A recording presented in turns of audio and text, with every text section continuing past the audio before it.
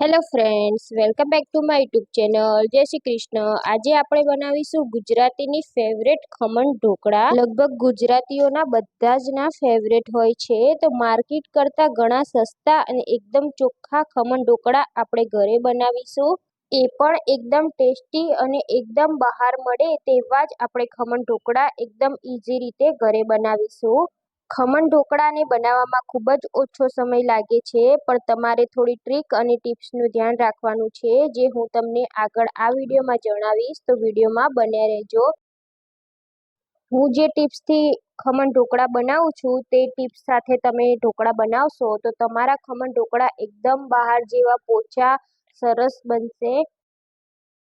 જો તમે પહેલી વાર આ ખમણ ઢોકળા બનાવતા હોય તો તમે આ વિડીયોને જરૂરથી જોજો, તો તમારા ઢોકળા એકદમ સરસ બનશે. તો ચાલો રેસીપી શરૂ કરીશું. વિડીયો ગમે તો વિડીયોને લાઇક અને શેર જરૂરથી કરજો અને મારી ચેનલને સબસ્ક્રાઈબ જરૂરથી કરજો. ચાલો રેસીપી શરૂ કરીએ.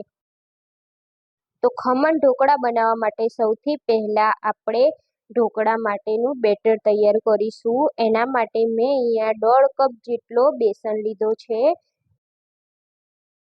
તો ખમણ ઢોકળા બનાવતી વખતે આપણે બેસનનો જ ઉપયોગ કરવાનો છે. જે પેકેટવાળો બેસન આવે છે તે જ લેવાનો છે. ઘરે દળેલો કે પછી ચણાનો લોટ નથી લેવાનો. અહીંયા બેસન લેવાનું છે. તો આપણે આ રીતે બેસનને ચાળી લઈશું. તો આ રીતે ચાળવાથી આપણા બેસનમાં જે ગાંઠા પડેલા હોય તે એકદમ છૂટા પડી જાય છે અને આપણો લોટ એકદમ સ્મૂથ થઈ જાય છે. તો આ રીતે આપણે બેસનને એકદમ સરસ રીતે ચાળી લઈશું. તો હવે આપણે આ બેસનને સાઈડ પર રાખી દઈશું અને પાણી રેડી કરીશું. તો એના માટે આપણે 1.5 કપ બેસન જોડે 2 કપ જેટલું પાણી લેવાનું છે. હવે આપણે તેમાં 1 ટેબલ સ્પૂન લીંબુના ફૂલ એડ કરવાના છે. તો ઢોકળા બહાર મળતા હોય છે તેમાં લીંબુના ફૂલ જ એડ કરવામાં આવે છે. તો અહીંયા આપણે લીંબુના ફૂલનો જ ઉપયોગ કરીશું. અને 4 ચમચી જેટલી આપણે દળેલી ખાંડ એડ કરીશું. જો તમારી પાસે દળેલી ખાંડ ના હોય તો તમે આખી ખાંડ પણ એડ કરી શકો છો. અડધી ચમચી જેટલું આપણે મીઠું એડ કરીશું અને 1 પિંચ જેટલી આપણે હિંગ એડ કરીશું અને 1 ચપટી જેટલી હળદર એડ કરીશું કલર માટે. હવે આપણે વિસ્કરની મદદથી આ રીતે પાણીને સરસ રીતે હલાવી દઈશું.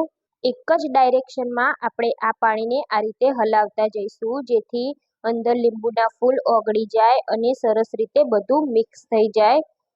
તો 5 મિનિટ જેવું આપણે આ બેટરને હલાવવાનું છે.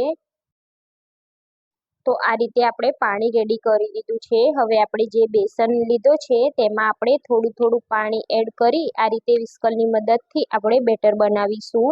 તો પાણી અહીંયા આપણે એકી સાથે એડ નથી કરવાનું, થોડું થોડું પાણી એડ કરીશું, જેથી ચણાના લોટમાં ગાંઠા ના પડી જાય. તો થોડું થોડું પાણી એડ કરી આ રીતનું સ્મૂથ આપણે બેટર બનાવી લઈશું. તમે જોઈ શકો છો બેટરની કન્સિસ્ટન્સી આ રીતની હોવી જોઈએ. વધારે જાડી પણ નહીં અને વધારે પતલી પણ નહીં, આ રીતની કન્સિસ્ટન્સી હોવી જોઈએ. તમે જોઈ શકો છો ચમચાની મદદથી હું તમને બતાવી રહી છું. તો આ રીતે ચમચા પર ગ્રીસ થાય એવું આપણું બેટર હોવું જોઈએ. તો ખમણ ઢોકળા માટે આ રીતનું બેટર આપણું રેડી થઈ ગયું છે. હવે આપણે આ બેટરને ઢાંકીને 5 થી 7 મિનિટ જેવું રેસ્ટ આપીશું. ત્યાં સુધી આપણે ખમણ ઢોકળા માટેની થાળી રેડી કરી દઈએ. તો આ રીતની જે ઊંડાણવાળી થાળી હોય તે લેવાની છે. તો તમારી જોડે ડબ્બો હોય તેમાં પણ તમે આ રીતે ખમણ ઢોકળા બનાવી શકો છો. તો થાળીને તેલથી ગ્રીસ કરી લઈશું. તો બેટરને આપણે 5 મિનિટ જેવું રેસ્ટ આપી દીધું છે. તો આપણે જોઈ લઈએ આપણું બેટર એકદમ પરફેક્ટ છે. હવે આપણે તેમાં મેઇન ઇન્ગ્રીડિયન્ટ એડ કરવાનું છે. અહીંયા આપણે 1 ચમચી જેટલો ઈનો એડ કરવાનો છે. તો જે લેમન ફ્લેવરનો ઈનો આવે છે તે જ એડ કર્યો છે મેં, અને ઉપર 2 ચમચી જેટલું પાણી એડ કરી આ રીતે આપણે બેટરને હલાવી લઈશું. તો આ બેટરને આપણે એક જ ડાયરેક્શનમાં હલાવીશું, જેથી તેમાં હવાના કણ ભરાય અને આપણું બેટર એકદમ સરસ રીતે ફૂલી ગયું છે. તમે જોઈ શકો છો. તો ઈનો એડ કર્યા પછી આપણું બેટર આ રીતનું ફૂલી જશે. તો આપણે બેટરને વધારે સમય હવે બહાર નથી રાખવાનું. આપણે ઈનો એડ કર્યા પછી તરત જ આપણે બેટરને થાળીમાં એડ કરી દેવાનું છે. તો થાળીને આપણે પહેલાં જ ગ્રીસ કરી લેવાની. તો હવે આપણે આ બેટરને થાળીમાં એડ કરી દઈશું.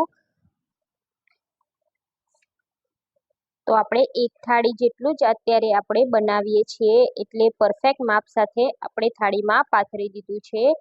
તો એવી જ રીતે મેં સાઈડમાં પાણી પણ ઉકળવા મૂકી દીધું છે.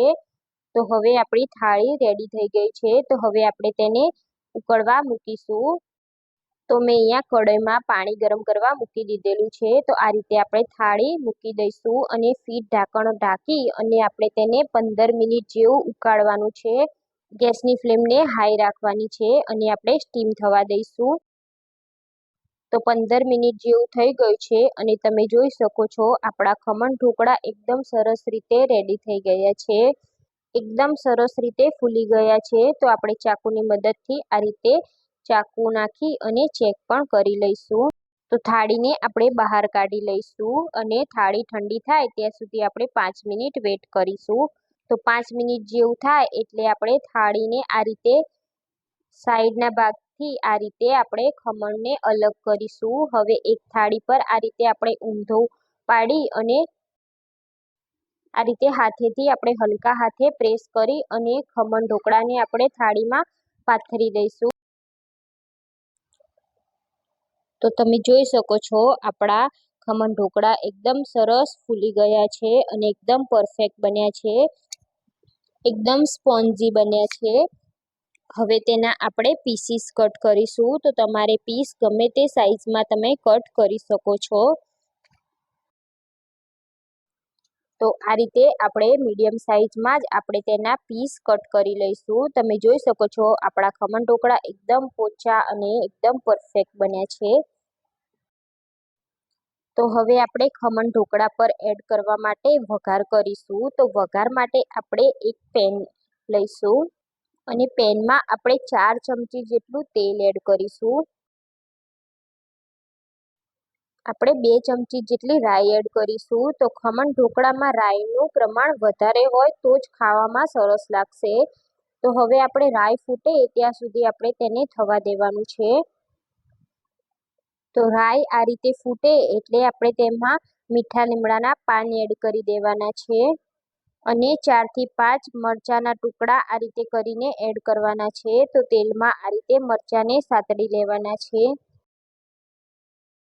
તો મરચાં સતળાઈ જાય એટલે આપણે તેમાં 1 કપ જેટલું પાણી એડ કરવાનું છે. હવે આપણે તેમાં 2 ચમચી જેટલી ખાંડ એડ કરીશું. તો ખાંડનું પ્રમાણે તમે વધારે ઓછું કરી શકો છો. તો ખાંડ જ્યાં સુધી મેલ્ટ ના થાય ત્યાં સુધી આપણે પાણીને ઉકાળવાનું છે. તો આ રીતે આપણે હલાવતા રહીશું અને પાણીને ઉકાળી લઈશું. તો આ રીતે વઘાર કરીશું તો ખમણ ઢોકળાનો સ્વાદ ખૂબ જ સરસ આવે છે. તો અહીંયા આપણો વઘાર રેડી થઈ ગયો છે. ખાંડ પણ મેલ્ટ થઈ ગઈ છે. તો હવે ગેસની ફ્લેમને બંધ કરી દઈશું. તો હવે આપણે ગરમ ગરમ વઘારને આ રીતે ખમણ ઉપર એડ કરીશું અને બધી સાઈડ એકદમ પરફેક્ટ રીતે આપણે આ વઘારને એડ કરવાનો છે. તો વઘારને આપણે બધી સાઈડ એકદમ પરફેક્ટ રીતે એડ કરવાનું છે. તો જોતાં જ ખાવાનું મન થાય એવા આપણા ખમણ રેડી થઈ ગયા છે. તો બનવામાં એકદમ ઇઝી અને ખાવામાં એકદમ ટેસ્ટી, એકદમ બજાર જેવા આપણા રસભરા ખમણ તૈયાર થઈ ગયા છે. તો તમે પણ આ રીતે ઘરે ખમણ જરૂરથી બનાવજો અને તમારો અનુભવ મને કમેન્ટ બોક્સમાં જરૂરથી જણાવજો. જો રેસીપી સારી લાગી હોય તો વિડીયોને લાઇક, શેર અને કમેન્ટ જરૂરથી કરજો અને મારી ચેનલને સબસ્ક્રાઈબ ના કરી હોય તો ચેનલને સબસ્ક્રાઈબ કરી લેજો અને બાજુમાં આપેલા બેલ આઇકોન પર ક્લિક કરી લેજો જેથી આવનારી અવનવી રેસીપીના નોટિફિકેશન તમને મળી જાય. તો આપણે ફરી મળીશું નવી રેસીપી સાથે. જય શ્રી કૃષ્ણ.